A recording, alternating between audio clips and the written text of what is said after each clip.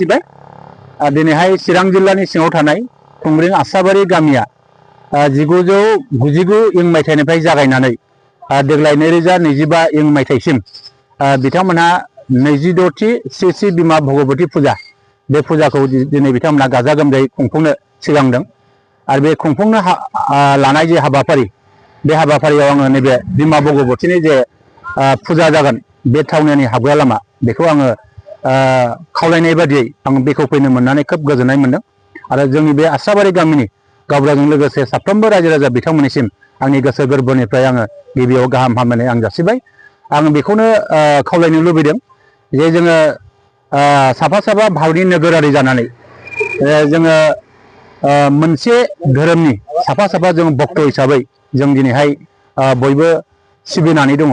आरो दिनै आसाबारि गामिया दिनै श्री श्री बिमा भगवती बेखौबो धोरोमनि खान्थिजों बिथांमोनहा सिबिबाय थानायखौ जों नुदों। आरो बे बिमा भगवतीनि अननायनि गेजेरजों आसाबारि गामिया दिनै निस्सय रुजु रुमु थांनानै दङ। आरो बे बिमा भगवतीनि अननायावनो फैबाय थानाय समाव निस्सय बिथांमोननि गामिया जौगाखां मोनसे गामि महरै आदर्श गामि महरै बिथांमोना निस्सय मोननो हागोन आं बेखौ मिजिं खालामो।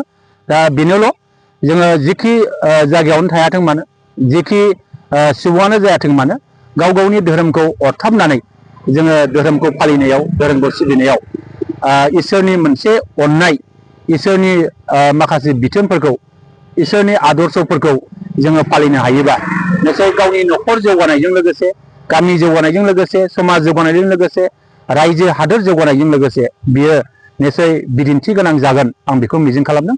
आं बेखौनो खावलायगोन जाहाथे आसाबारि गामिया जेरैबायदि थांनाय गोलाव सम बिथांमोना बेबायदि बिमा भगवतीखौ फुजिनानै दिनै गामिनि जौगानाय फारसे बिथांमोना फैगासिनो दङ। दिनै बिथांमोनहा गोबां आबाद मावो बे आबादफ्रा दिनै बिमा भगवतीनि अननायावनो दिनै जाफुंसार जाबोगासिनो दङ मोजां फिथाइ मोनगासिनो दङ। आरो इयुनावबो बिमा भगवतीया निस्सय बे गामिनि संसार जानायजों लोगोसे बे गामिनि आबाद मावनायखौ निस्सय मोजां फारसे लांगोन आं बेखौ मिजिं खालामो।